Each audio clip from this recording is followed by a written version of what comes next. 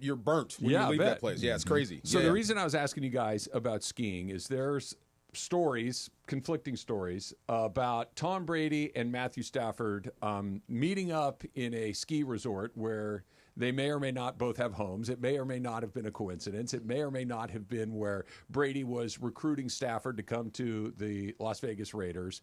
And it got to the point where a couple of reporters, Jordan Schultz and Ian Rappaport, got into a fight. Got into disagreement. Is there a video?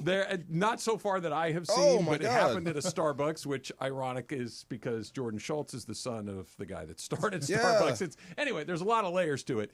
And all of it would be easily kind of, in my opinion, brushed aside. But why did they get in the fight? Because here it is in broad strokes. Emily, correct me if I miss something.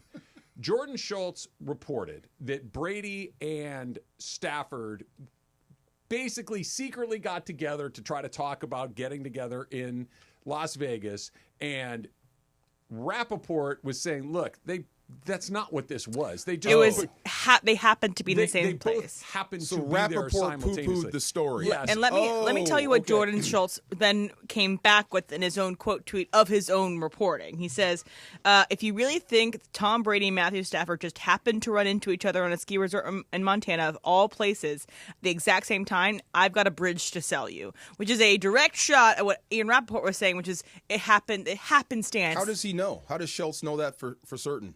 Well, I mean, he's not saying sources. He's saying this is what I'm reporting. This is what I know. I know, but like, how do you know that? Like, he's a reporter. So he's not. He's saying this is what. Like, I don't believe this is not coinkydink. This had to have happened on purpose. Yes, which is in his mind. I don't know if it's in his mind. I can't get inside his mind. Okay. I'm saying this is what he reported. Okay. That's so however he got there, that's how he got there. That's a good story. That gets your name in the paper. Yeah. It does, but it also, here's why it made me go, Cabo. Oh, him and Stafford? Stafford McVay. was coincidentally in the same spot at the same time with Sean McVay a few years ago, and then coincidentally shortly thereafter, Matthew Stafford was in Los Angeles as the quarterback of the Rams. And these are all happening before the legal tampering period. Right. There's circumstance, and there's serendipity, and there's coincidence, and then there's sometimes just, hey, let's get out ahead of this a little bit. Why don't you shoot over here? Well, and that's why I'm like, you have my attention. I could care less about the two reporters fighting. Well, it's funny. I want to see the video. I could care a lot about this. This is very interesting to me. I want to see it. But the fact that Brady and Stafford are meeting, whether it's on purpose or not, is still scary to me. Yeah. I mean, the place that he goes, if it's not New York, if they don't do something stupid and trade that third pick, it looks like Vegas might be the perfect spot for him. It's the only one that here. scares me. It's the only one that really scares me. So I could care less about how or who on purpose or not. The fact that they're meeting and talking is scary. If they hadn't had the Cabo thing a few years ago, this would be easily like, whatever. It adds to it the fact that it is with Tom Brady, who may or may not have deflated balls, busted up cell phones, and done so many things during his career to win. He bends the rules a little bit. He bends the rules a smidge consistently and repeatedly throughout his career. So to combine all of those factors, sometime where there's smoke, there's fire. Bends the rules. Especially when a fire started the exact same way a few years ago. That's we were playing with matches over here and a fire started, and now you're at least maybe possibly playing with them over here.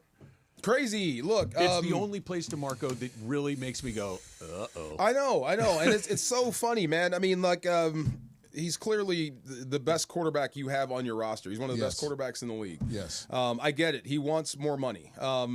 It's hard, but it's really an easy choice, right? It's either you pay him or you don't. And how bad do you want to win? Well, Stafford has a choice, too. And you can't say he's not worth it. That's the thing.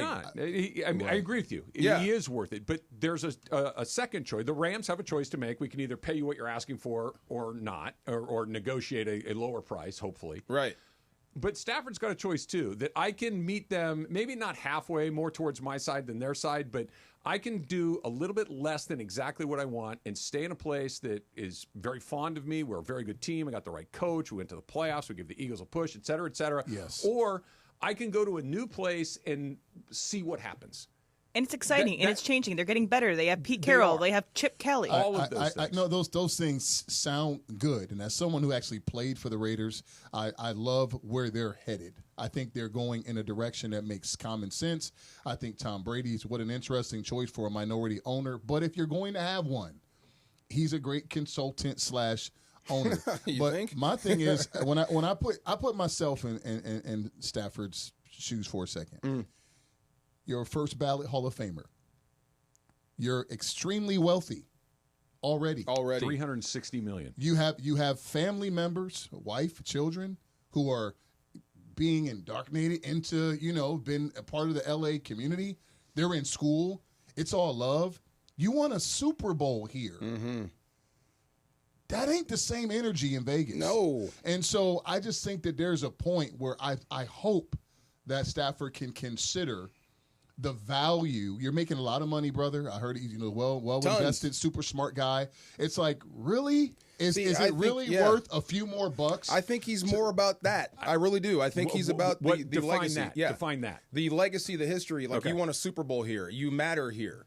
Money's good, but guys, I'm so happy to hear you both saying this. I really, truly pray am. that that's where his mind is, and he showed it last year. He didn't have to stay last year. Why would you burn up that currency? Roland, I agree with you. And this is why, while the Raiders do make me go, uh-oh, at the end of the day, I think this is going to work out for exactly what you just said, which is, what am I leaving for exactly? Is it literally a little bit more money and a new adventure, or can I stay where I'm incredibly appreciated, we're really good, I've got a great coach, and we've got a chance. They're not going to be the favorite to win the Super Bowl, but they're not. They're in the mix. They're in the mix. We weren't the favorite this past year. Right. But they got pretty darn close. A few plays away from knocking off the Super Bowl champions. And there hasn't been one moment in Matthew Stafford's career that I'm aware of where he felt like the only thing that mattered to him was money. Like, he's a competitive guy. But here's what does matter to him. What matters to him is feeling a spirit of respect. Mm-hmm. And I think that was a conversation last year, and he bit the bullet and showed he was a real professional, even though he didn't get what he asked for. And he balled out. And he carried the franchise. And so to come back this time. But that's the other side. I mean, you got. How much has he been paid since he's been here? It's like top 3. It's not like you've been playing for nothing. Correct. So, and I think now it's about saying the NFL has evolved and changed. And I think it's just up to the Rams to make a decision to say it's okay to bend a little bit in your favor, and this time around. And maybe it's a short-term deal. Maybe it's a shorter deal. Maybe that's the. But I think it's about finding commonality. And a lot of people have had, and we've of course we're Super Bowl champions. We played. We've been a part. And I think every franchise. Don't you? We always wish we made more from our team and deserve. I mean, we understand that's the NFL, but I just think that in his position, being a quarterback, young team, and he's like the guy. Yeah. I just think that he's done more than earned it, and I don't know who you go to if he's gone. That's the other thing. I would bet it's Garoppolo because he's here. You don't have to change much. He knows the offense. Or the other guy is Aaron Rodgers. So I want to answer no disrespect to either one of those guys. They're not Stafford. No, those two guys together aren't Stafford at this point. To answer your question, DeMarco, sir, he's made $144 million in Los Angeles. Yeah, he's made a ton. That's a lot. But it's like LeBron. And you had the list of the top 10 athletes in LA. Are you going to tell me any one of those guys on that list is not worth the price? They're very good. Yeah. You have a better chance of winning when they're on your team. 100%. That costs money. Mm-hmm. So cooler heads must prevail. They got to pay him, but they don't. He doesn't have to get the last dime out of the deal for it to be a good deal for him. True. Right. Now, when you're, like you said, clearly there's more behind than in front. Get as much as you can on the way out the door. Get your value. If you'd never made the money, but he's made $360 million. And you could point, look, if you don't have the dough to pay me, you could point at some of your, He's made $300. I know. I get it. We all want as much as we can get. Yeah. That's just, but at some point, and I'm just making up numbers here, is 55 over there better than 50 here? No. Does it really matter? Not to me. Is 55 over there better than 46 over here? If you don't have it in the bank, yes. If you do, that's what I'm getting not at. so much. But is it better to say I'm better than Trevor Lawrence? And I like that, and it proves to me with money that I'm better than Trevor Lawrence. That's the ego part, and that's the X factor right there. It's the feeling. It's the feeling and the emotion behind it. And that bum is making more than me.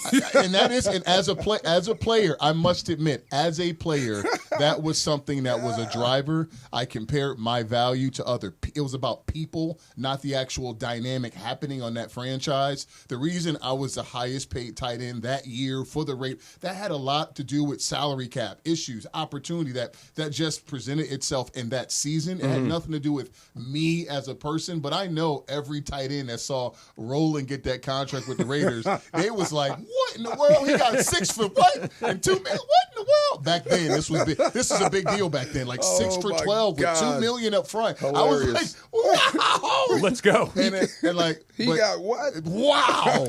All right. I think that's how it is. We got the Far Side plus Super Bowl champion Roland Williams. You can contribute to the Far Side.